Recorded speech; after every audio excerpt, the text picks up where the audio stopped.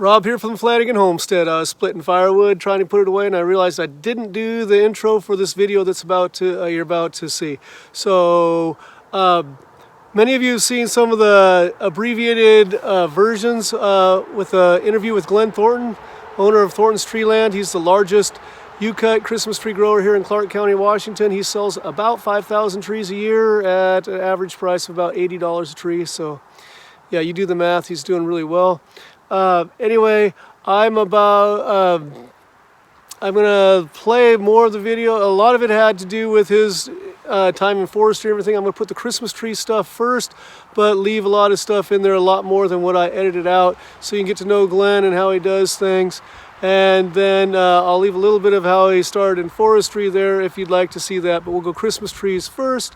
One of the interesting things that you haven't seen in the videos before is, I noticed when we were talking is, he has parking spaces for 300 people at any given point. So yeah, he's doing a little bit more, bringing a few more customers than I am.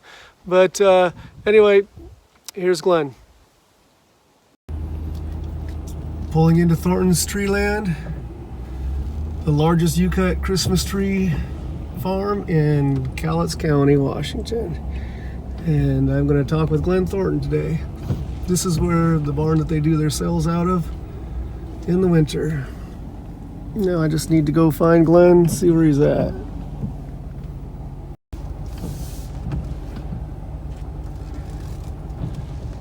You can see the southwest side of some of their trees definitely got the burn too. He sheared the Dougs already over here and sheared off most of the burn, it looks like, on those. He sheared pretty tight. I don't know if that's because of the shape of the tree he wants or getting off the sunburn from the heat this year. He tends to trim his trees tighter than I trim mine anyway.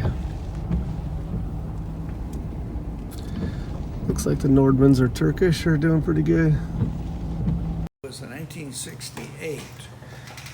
So did you buy this place or was it family property or? No, my wife and I had a dream of 5 acres in the country. Well, this isn't 5 acres and it's not the country anymore anyway. No, well, it's still somewhat country. Yeah.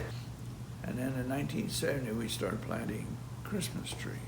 So what made you decide, we all have a different story on how we got to doing Christmas trees. My story was my grandfather made some money on it, did well. I helped him out a little bit. I learned the bare basics. My property is too steep. I ran into a friend that had decent land. He's like, I have land but know nothing. You have some knowledge, and we went into it together. But it was kind of a family thing for me. What was it, just strictly a good business decision for you, or what drew you to Christmas trees? Well, of course, I told you I was a graduate forester in Oregon State. So I was interested in trees. We began by having some so-called beef cattle. And I had 2 older brothers. We were all started out as Missouri farm boys. And I had written, the last paper I wrote when I was going to Oregon State was Christmas tree production.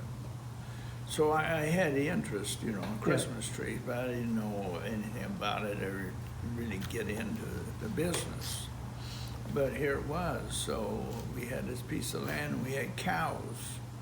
Cows run around, require fences and all this, that, and the other. And most you can make on a steer is $50. I don't care how you cut it in those days. That's all you got out of a steer after you raise him was $50, which is not very much. But then I was getting acquainted with the timber, with the Christmas tree industry in 1970. So I decided I would plant trees and make a choosing cut. So we planted about 5 acres of Christmas trees. And we started selling those in 1975, and the people came and bought them. And so, imagine that. well, I had a lot of rhubarb with it, planting Christmas tree. My oldest brother says, I know how you eat a cow, but how do you eat a Christmas tree? And I had another very close old friend, and he says, I've known lots of people planting Christmas trees, but I never did know anybody who made any money on them. So, but anyway, but before I really set my place up, I had joined the Pacific Northwest Christmas Tree Growers Association. I went to their field trips and so on.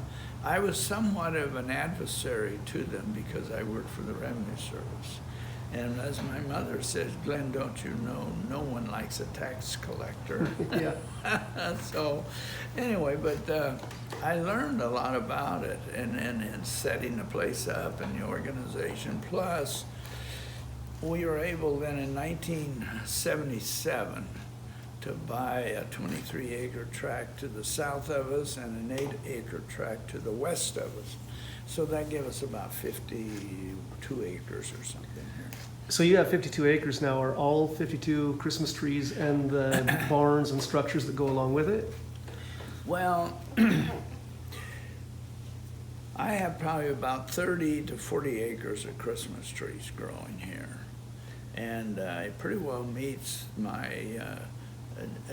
the demand for people who want to come out and cut their tree. Now we have another few competitors around the county too, but we've been able to stay in the business now since we started selling trees really about 1975. Okay, so how many? Approximately a little over 30 acres are in Christmas trees. How many trees or spots for trees do you have approximately? Well, I probably have maybe 60,000 Christmas trees growing here, but that's a very small Christmas tree inventory because we have Christmas tree growers down in Oregon. They have 7,000 acres of Christmas trees. Yeah. Well, I just did an interview with Bruce Summers at Lewis River Reforestation. You know, and they plant in Woodland, and they grow for not Weyerhaeuser, but other timber companies. But they have one Christmas tree contract, and they grow for Holiday Farms, and they grow over 1 million trees a year. Yeah, for Holiday Farms. Yeah, I'm very familiar with Holiday. Yeah. Yeah. So and I knew that was started by he's actually a prophet at Oregon State for a while. His name was Hal Schudel, and he has 3 or 4 sons, and as long as I can he was in the Christmas tree business. Actually, he and 2 or 3 other farmers, Christmas tree growers, they were really the pioneers of the current Christmas tree business because they were when those companies really started, they were going out in the forest and finding trees, and they would cut them, and they get cutting permits from the landowner. Some of it was private, some of it was government, and they would bundle those trees in a bundle of 3. They're natural grown, so they're not thick, they're not dense, they're not heavy, and they'd sell those as a bundle or a bale, and they were loading them on trucks and railroad cars to ship them wherever they were going. California's a big market for Christmas trees. Oh, yeah. Of course, California's a big market for anything. Yeah. And but they got quite expansive in it. So we've been actually selling trees here since 75. And how many trees did you sell last year, approximately? Well, we sell a few thousand. It varies year by year, and but we have been able to maintain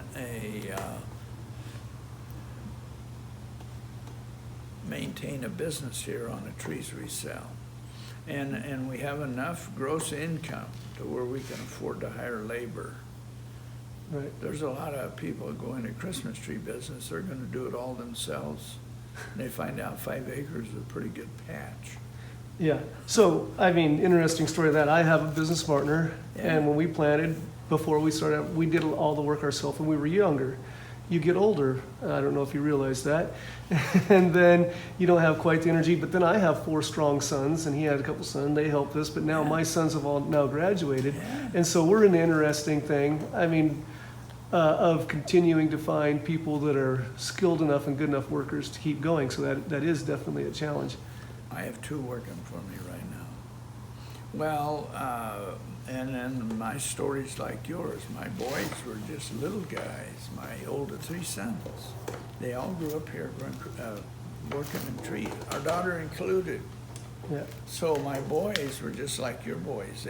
I had a good crew, and they learned how to work here.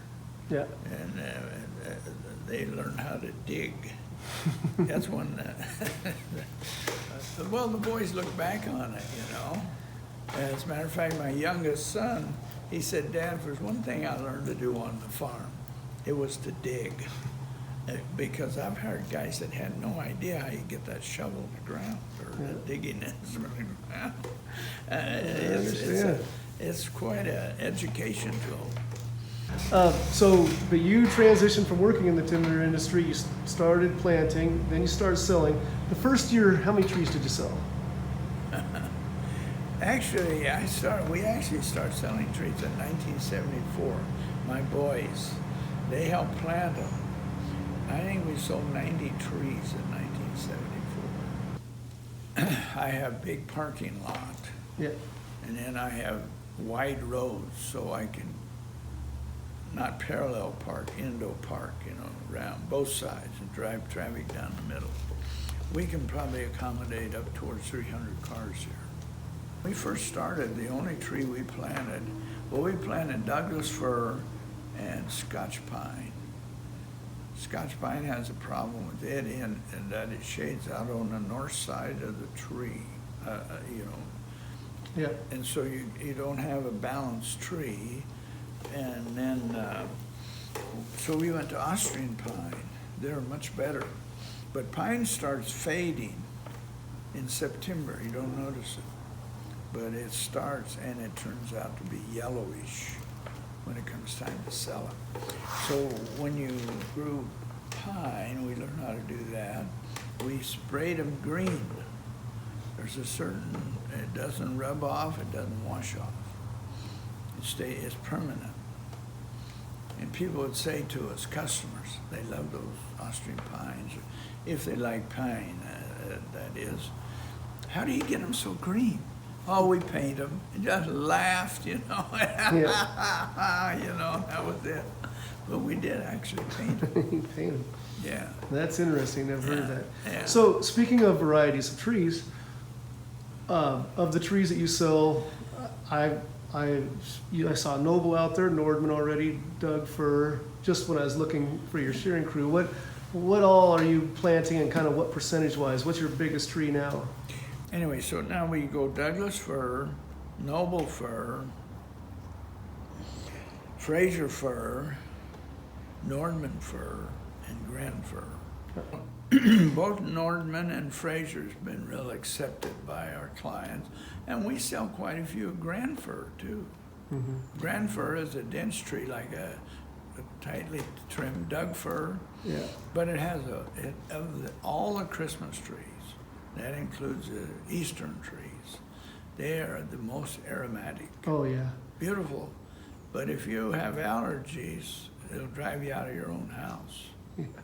I was just shearing some of my trees yesterday, and I was just again thinking about, I mean, as I'm cutting limbs off those grand firs, just, oh, this smells so good. I like to scoop them up sometimes and just put them in my truck on the way home because they smell so good. I consider grand firs to be the Cadillac Doug fir because you can shape them very similarly, but they're darker and they smell better. Yeah. That's my opinion. But, well, I think you're right about all that too. Especially Nordman and Noble, those babies will be green in April, just about, you know. Yeah. But Grand fir will lose their needle. I talked some of my friends into trying the Nordman, and then they swore that they'll never have a different tree other than a Nordman from my property on their farm now because they're like, they just stay green and they don't lose needles, and they're just... Oh, yeah. Well, a Nordman is an odd tree, all right, because I have Nordman. We used to plant pine. If you had an area you didn't have as good a drainage as you would like to have, pine would take the extra water. Norman will do better than a pine. Yeah, and another thing about Norman, they don't have any insects or fungus problems. You just plant the tree and trim it. Yeah, I find that it shapes a little bit harder than a noble, but the aphids don't bug it, the mites don't bug it. It just grows and just. Yeah, it's kind of what you call bulletproof. Yeah. Yeah, we have Norman, and we're still planting them. They're very slow starting. Yes. I remember having Norman. We're of course cutting and selling some of them now. They're the right size, but good night. They just sit there for 3 years. All right, Glenn, you have been successful. If someone came up to you and said, I'm thinking about starting a Christmas tree farm, what advice would you give them? Well, I think I would reflect back on what I did myself. First off, I started learning about Christmas trees. And one of the big ways I learned was joining the Pacific Northwest Christmas Tree Growers Association, because they have people in there that go from just a few trees up to the big growers that'll sell 1 million trees a year. And so you start learning about trees.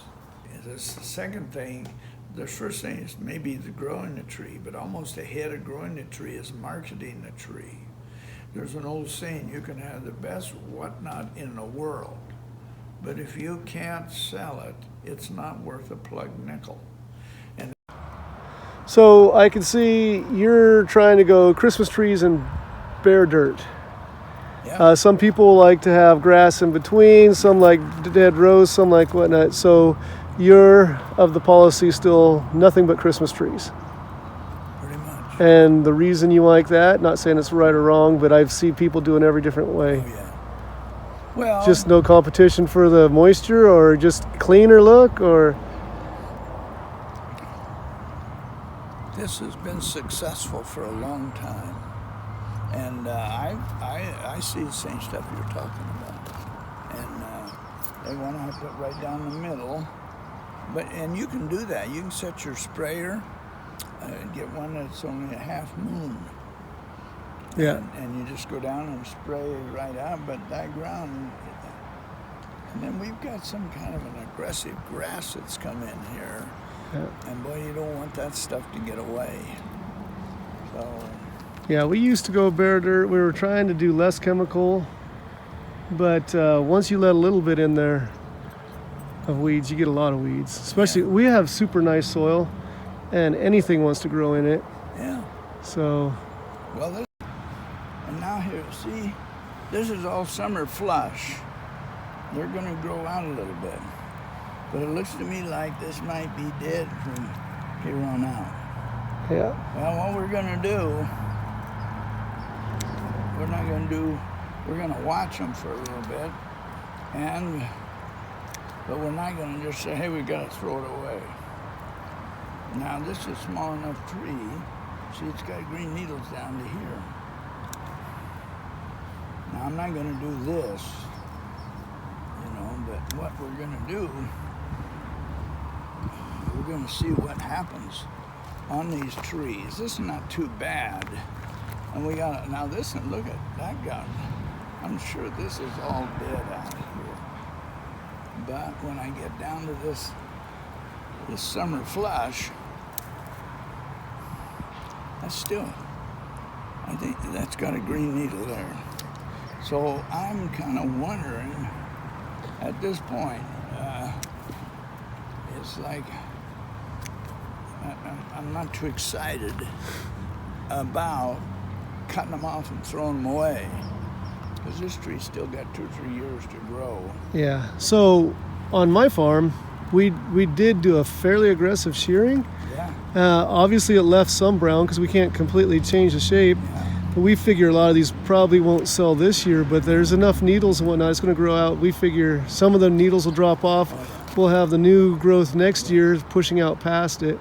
See, this one here, outside of being a problem of its own, we just had buds here, but this bud's gone. And now here, I don't know, I think maybe I do this and do this. And tie this up like this. And let those start growing out as branches. And then, if I want to tie it like this, and then pull these up a little tighter and do it again, I might be able to fill that hole in. But fortunately, I don't have many like this. When you're tying up branches like that, what do you use to tie them? I just use old plain ribbon. Yeah, flagging tape type thing? Yeah, well, I buy the tree fair. You know, they got different colors. Yeah. Marking ribbon, I guess you call it. I don't know what they call that. Yeah. So we have right here a super young tree, a big tree that's market size, another small tree. So on my farm, we tend to wait till the tree is gone and then plant another one. But it looks like you have the strategy of letting the seedlings get their roots established, get started, and then you know this one's going to go out, so they're already started. Is that typical of what you do here? For sure, it takes 7 to plus years to grow a noble fir. So if you start every year with a bare ground, it's going to take you 7 years at least. But by planting after the tree is getting a good size on it, then this tree right here has been in the ground 3 years. So yeah, and it's still not big enough to interfere with the other one yet. Look at this one. But it's getting established. A lot of these have been in the ground only 3 years, but look what I got here. Yeah. I'm going to take this tree out. Well, next year I'm going to have two. This tree's going to be here. Yep. So instead of on my farm, I'm going to have a tiny little seedling sitting there. On your farm, you've got a 3-year-old tree ready to go. Well, but if I do it next year, I got 4 years already. Yep. Now this tree is going to be up here. There's not quite 5. There's 6 feet. I'm gonna have another tree here in 3 or 4 years. Yeah, you're going to have a marketable tree in less than half the time. I'm growing a tree instead of 7 years. I'm growing it in 4 years. And are you doing that with every variety of tree? As much as I can. Now, Doug fir is different. I pretty much don't do that with Doug fir because they grow so fast. And I wouldn't plant a Doug fir against a tree like this. Now, this tree should go this year. Yeah. So how far apart are your rows? 5 feet. 5 feet. 60 inches. Okay. And my trees originally is 5 feet on row. 5 by 5. You get 1,700 trees plus. 1,700 trees an acre at 5 by 5. Now, if you do a 5.5 by 5.5, you're going to cut it down to around 1,300. 1,350, I think it is. Yeah, that's kind of where we're at on our farm. Our Our newer section that we're planting closer than we originally did. Mm-hmm. Well, but the trees themselves, like when I take this tree out here, these 2 trees are a little close. But if I take this tree out here, that's pretty close to 5 feet. Yep. And this one here, probably close, about 5 feet. Plus or minus a few this year. If it don't have too much red in So we've got this big tree growing right into those See, two. look at that. There's a nice house-sized tree. Yep. I reach a little over 7 feet. Yeah. So when that comes out, I mean, and it definitely would if it wasn't for the sunburn this year. Yeah. But then you'd have another tree right there, halfway to production. Yeah, both of them.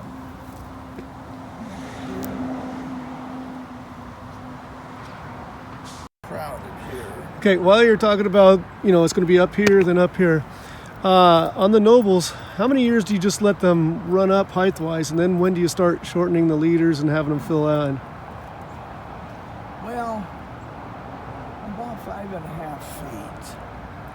You've got to get that top. See, that isn't. Although I probably if I put a tag on the tree, it might be sold, but I won't because I want this thing to push out a little bit more. And I got this tree. This is the top. We might put a stick on it to pull it up. I don't know. I think we're going to probably be all right. Now, if I want to grow a dense tree, I just shorten this all a little bit.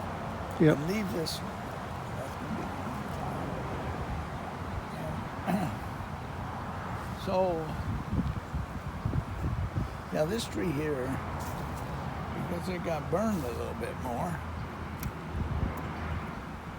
I don't know if we want to shear these or just leave them. They're gonna, I'll tell you what, I think this stuff's gonna shrivel up yet. So. Yeah, this is a question a lot of us are asking because we've never dealt with. I mean, it was 11 degrees hotter on my farm than it's ever been. I mean, it wasn't just 1 or 2 degrees hotter. It was 11 degrees hotter, and so some of my trees look in a way that I've never dealt with before. So we're trying to figure that out too. Well, I'll tell you what. On my own farm, one year we had a week of almost 108 degrees, almost a week. Now, I mean, those trees had so much burn in them, and I worked all fall trying to get enough, just trimming little red spots out of them.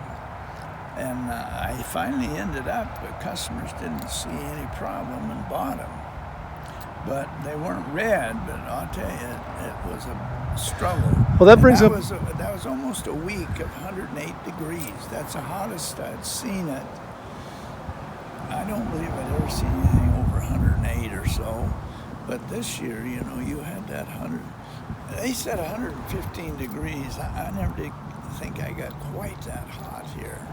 Maybe 113 or 14. Well, my truck said 116 when I was driving out to the farm one day to work. And I was just like, holy cow. And you were going to go out and work in it? Well, I was waiting for it was going to cool off a little bit later, and I was going to go put water on a few things that I was going to try to save. But that's the other thing. People are like, why don't you water? Well, that's just not the way Christmas tree farming in the Northwest is done. But when I say I'm going to water, I have a well here, a good well. I get 22 gallons a minute. And I've got irrigation pipe down here. When I first started doing Fraser fir, I tried to water that. And that's more of a project than I had. It's just too much acreage to do. I didn't have the water supply for it. Here in a second. So walking up to this tree, I saw this is last year's price tag. Oh, sorry, I just tore it out, but. This is last year's price tag. You individually price every tree, right? So, I know a few farmers that do that. Some do it by the foot, some do it by the variety.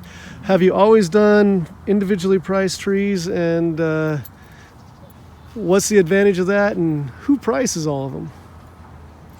Okay, I told you I went to all the different Christmas tree farms, and I had several years. After I planted trees, had 6 years to go look at other trees, and I went. And there was a guy up by Tacoma, south of Tacoma, just a little ways. His name was. He became a state representative. But that guy, now he had a population area in there, and he didn't have that's in that Tacoma-Seattle corridor up there, and he didn't have any competition. He was planning on selling 10,000 trees that year. And he said, and we closed by the middle of December. And he had parking lots. And that's how I finally, I found out. I copied him quite a bit. But he priced every tree. Now, I don't know how you're selling your trees, but like this tree right here. That's going to be a pretty good tree. it'll go. And so that's a 7.5 foot #1 Noble. So what's that going to go for this year? 7.5 foot #1 Noble. 89 or 93, somewhere in there. Yeah. Now, I had a good friend. He's not really a personal friend, but he is a good friend in ways. We're friendly with each other. We're competitors. And he always did a flat price. Anything up to 7 feet was X dollars. And I was hanging tags. And he had a little tree like that. If anybody wanted it, was flat price. Anything up, whatever it was, $50, $40, $50. And no matter how big it was this big, it was still $50. The only problem is he had a tree here that could be $50, but it had another 2 feet on it. So you got 7 feet. So this tree right here would be considered like a 7-foot tree. Well, he says, you got to spend weeks out there pricing your trees. Whew, that's a lot of extra work. I started selling trees for $7 a piece, flat rate, and I got up to about $13 flat rate. And then I said, I'm going to buy tags. Well, the first year, see, any tree out there is $13. Well, I had a ticket made. I didn't get too aggressive, but I think I had like $19.95 was my top price in that day. And I've been selling for $13. Well, right away, here's 2 customers coming. Young lady and this older gentleman. And the guy, he paid, I had a $19.95 on it. That's a tree I want. He bought it. And this young lady, she came along and she said she wanted a smaller tree. It was $13.95. And got talking, well, last year you were selling that $19.95 tree for $13.95. And the guy who bought it said, yeah, but he says, I got a lot bigger tree than you have. So that's helped keep us in business. Yeah. Now, I have another friend. He's down in Staten, Oregon, somewhere down in there. And he came out and he wanted to see how I was doing it. And so he went and got some tickets made up and he priced these trees individually. He said, Glenn, I'm getting a lot more money out of my trees than I would be if I had to do them flat rate. Now, that'd be right at the top 80. Yeah. So do you tag every tree every year, or you just tag a whole bunch of trees and then say if it's not tagged, you can't buy it? The trees I want to sell, we tag and price. And people say, well, how come we didn't tag that tree over there? Well, we got so many trees we want to sell. We got to have something for next year, and we just figure, well, this tree will take another year. It'll make it a little bit better. Yeah. So, that makes good sense. Some trees will fill into a #1 when they're not this year. And then there's always a guy that says, I just have to have this tree. Okay, we put a 7-foot price on a minimum, and we let him have it for that. We just tell people Well, that brings up an interesting, we've been selling for I don't know how many years now, but our farm has now become a tradition for many families, and it's fun to see them come back, and they become part of your family, or your holiday family, I guess you should call it.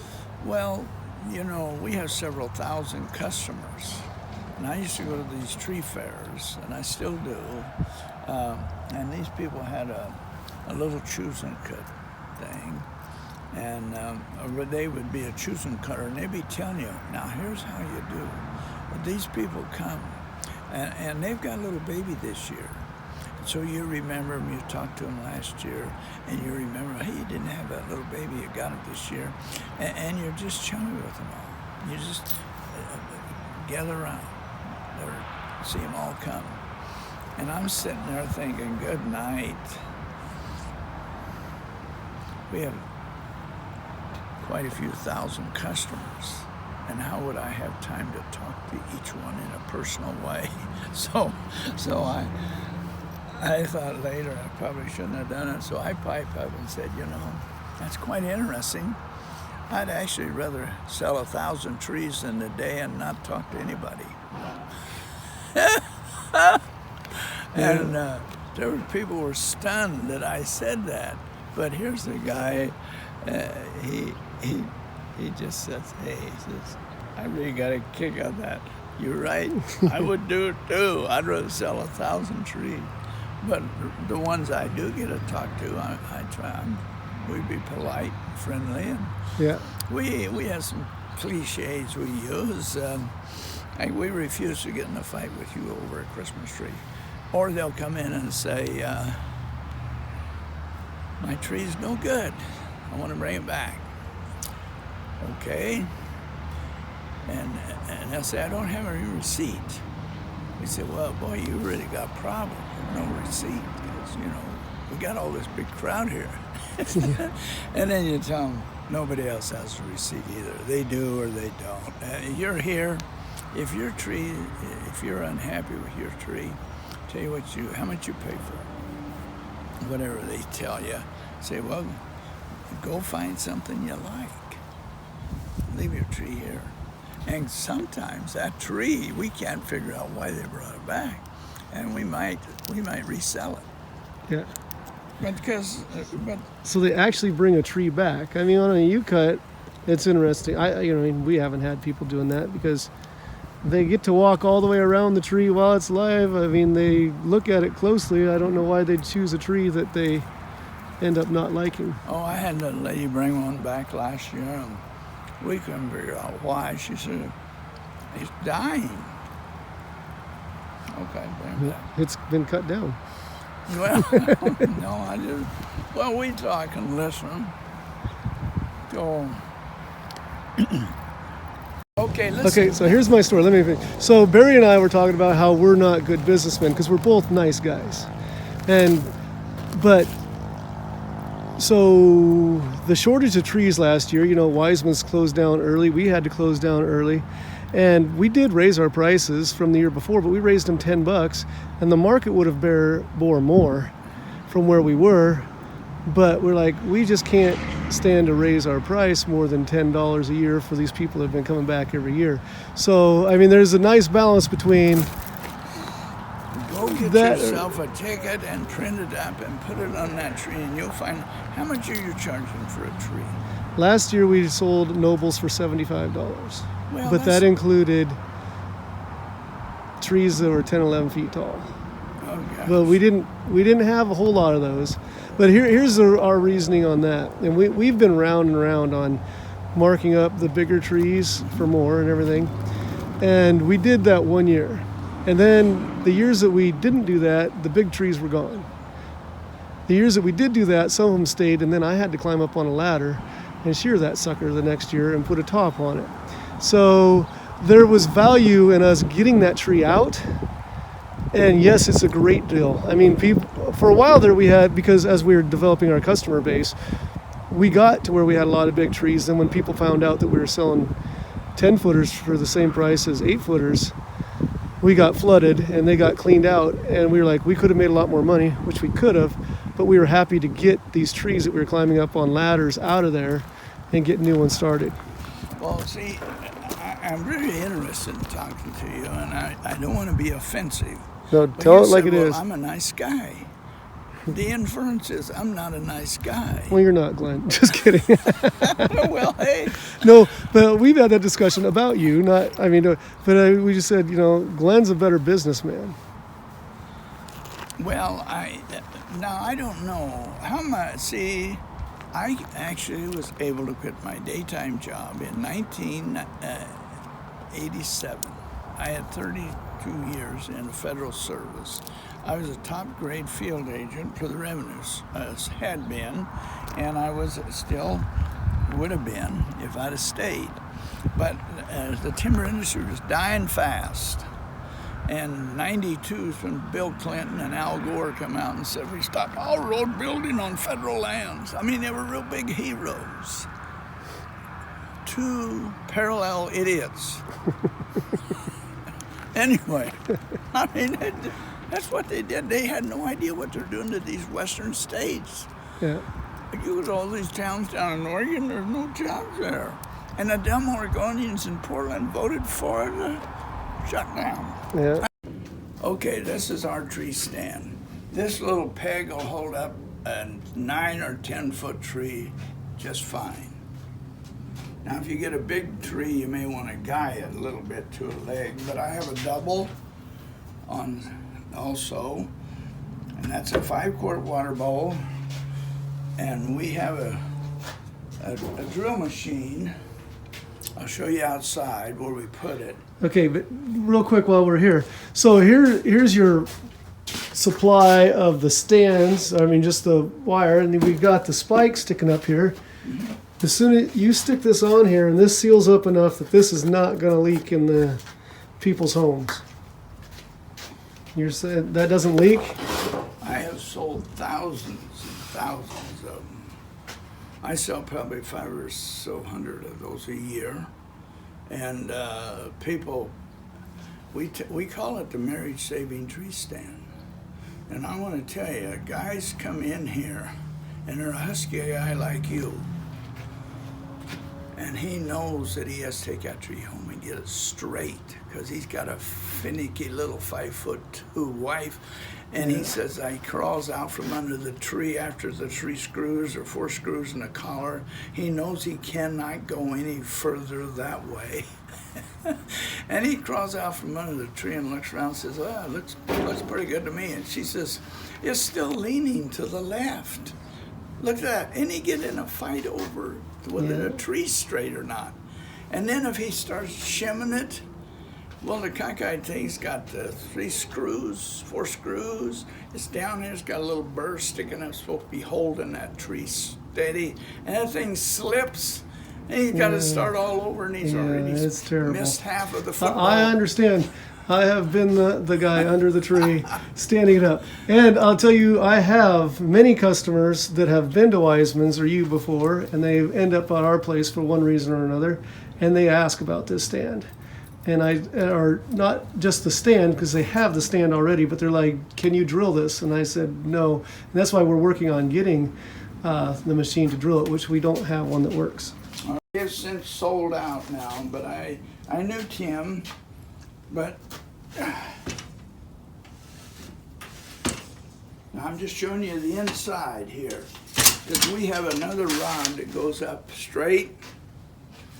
Now, let's go on outside, and I'll show you the rest of it. Because you gotta have a plumb. You know what plumb is? I used to be in construction. If I don't know what plumb is, I need to be shot. Well, I don't know too much about it because but see these 2 poles? Yep. Those are pretty straight rods. Yeah. And this is a pretty level pad.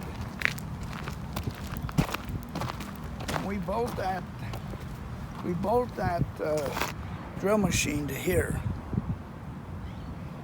Okay. And so the machine actually faces this way, the guy with the handles here. And so we got a guy like you standing there holding that tree. He slices it right down the middle with that pole. And I've got this pole that goes up a little bit to the barn, towards the barn, away from the barn, away from the barn. Or this guy says, towards the street, whatever description, you know, everybody knows which way you're pointing. And then you say, she's ready. And then you put that stand on. And these people are standing around here You see this guy, plum-looking guy. And then I walk over and I was standing there for a little bit and I said, hey, how's it going? It's going good. and then people tell me, I've been thinking of coming out here since August. Now Bruce is a salesman, and he's done a great job out there. And you sound like you're doing a pretty good job too, because what'd you say, you got $75 out of that tree this year? Mm-hmm. Well, that's a whole lot better than my neighbors around here. They have no place to park, or they might be getting $40 for a tree. I don't know how they do that at that. Well, you're a little better, because Bruce was doing about that. Yeah. And that's why he said 15 years. He used to come out here and not a lot, but he's been here several times, and he'd look at ooh, wow, $35, So. So you're saying don't start shaking because you'll never be able to stop? Yeah, well, they like it so well because what you're doing is you're shaking all those needles out of those trees. And those ladies, they got nice houses. And once I put that in, then one time it got so cold, the thing got frozen up. And I just had a day or two like that. And it was way late in the season. So I didn't injure too many customers. Oh, man. No shaker? Your shaker's not working? Yeah, that's our bottleneck. I mean, we get people coming up and then we just waiting for the shaker. Shake it, get it out. Shake it, get it out. And then, but you don't charge for the shaking. Neither do we. Do you? I do charge for baling. I charge $5 to bale. $5 to bale. Yeah, we don't bale. We don't have a baler. And we don't even have the net baler. We figure we could do it. Well, now, there's the twine. Do you have a twine baler? You don't even have a baler. We don't bale at all. Okay, well, forget it. Don't start it. Because once you start it, they want it. You got to keep it going. Yeah. But I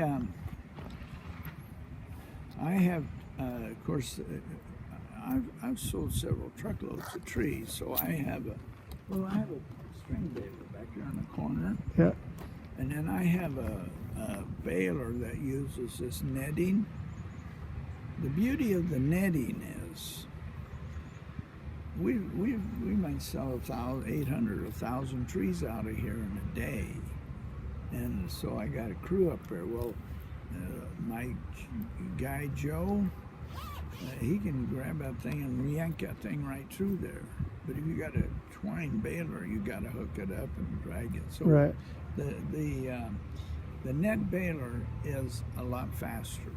I mean, baler. The net baler is a lot faster. And those people accepting, we might have a coupon now, $2 off free baling and shaking. Well, if we got that coupon, then they don't get charged. But we take in enough money to pay for the twine, all right. What about the drilling for the marriage saving stand? No, what you're doing when you do that, you just elevated your class when you went to that tree stand. If you do late spraying, the grass starts growing long before the tree does. Right. And so by the time the tree gets ready to grow, the grass has already sucked all the moisture out of the ground. Now we do have we've been backpacking and respraying for this other kind of grass that's coming in. But I figure we either do it or we'll have a grass field out here. So, do you run a narrow tractor up and down the rows to spray everything? Yeah. So it's got what, a 36-inch wheelbase or something? 38. Yeah, I'm going to go right through here. I'm going to drive you up to my machine building and I'll show you my tractor. 18 to 20 horsepower diesels. And they weigh about a ton. They're 4-wheel drive. And they'll pick up 1,300 pounds on the PTO on the back. Really?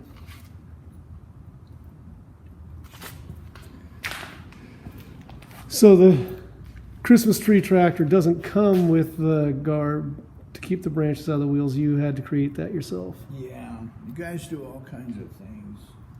I happen to do this. I'm not a craftsman, a welder. It wouldn't be too much of a job to make this. See, you can look down here and see. You can move that in a couple inches on each side.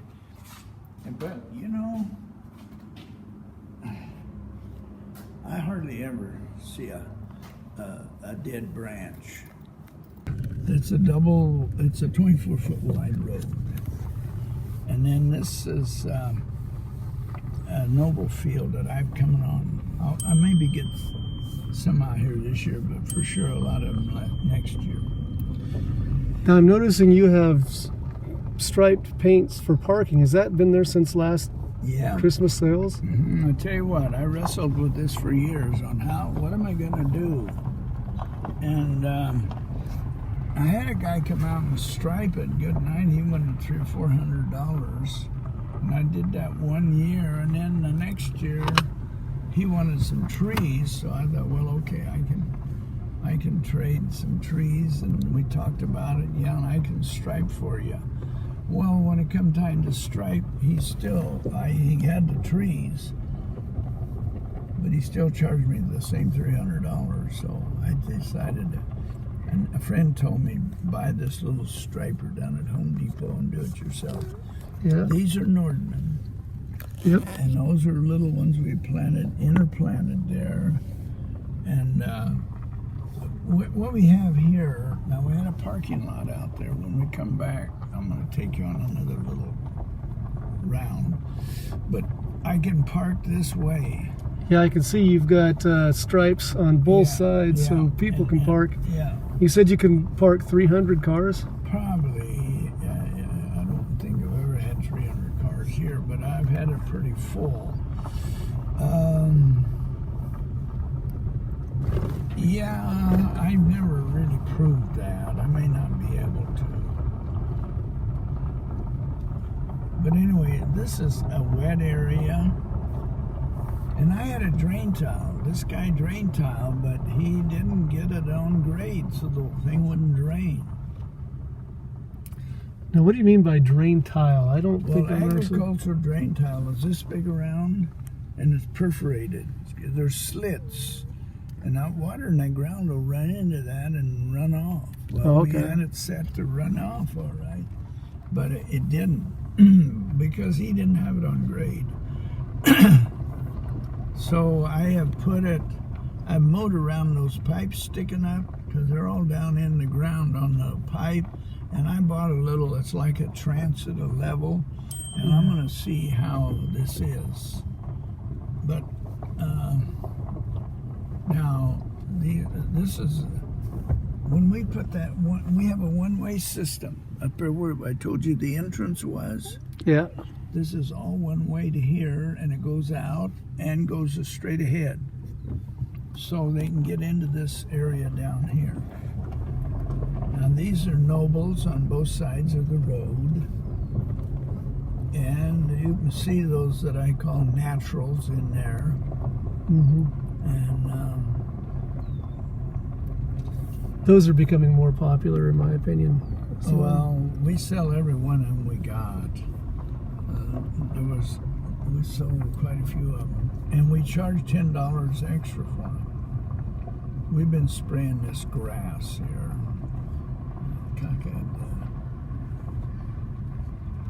Now I'm just going to make a little diversion here because, see, I'm in a non-burning area. I can't burn here, although I used to get a permit. And then they got another different guy down at the Clean Air Agency. It's Washington State Clean Air.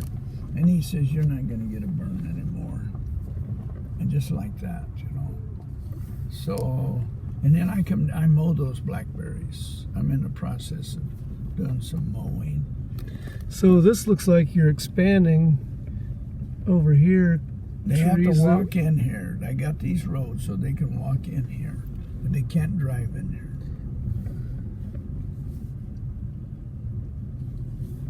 And those are that's all Doug fir. Those on this side right here, those were just planted this year. Those Doug fir, they just take off. See, those look really good. So speaking of planting this year, we lost almost all of our seedlings this year. What time did you plant them? We planted them March. Yeah, well, that shouldn't have. Where'd you get them? Brooks Crossing. Brooks? Yeah. That's where I buy a lot of trees from Brooks. Did you Kathy and Dave. did you have plugs or bare root or? I think they were bare root. I'm not sure. Now those have been in the ground 2 years. Yeah, See? Doug's take off like. Well, that's what I was saying. They think those things really take off. But price-wise, what do you get for them compared to a Noble? Oh, we sell Doug's for about probably I think around. We start probably at 50 and go up to 8-footer. Maybe we get $63 for an 8-foot, $65 for an 8-foot Doug. I'd have to actually look. Now this horsetail comes in here, but horsetail is not a wetlands plant, but boy, it sure grows. And I've come down here and mowed this out a little bit. Thanks for joining me on the Flanagan Homestead, where Christmas trees are my business, teaching and cleaning horticulture is my job, and outdoor projects are my passion.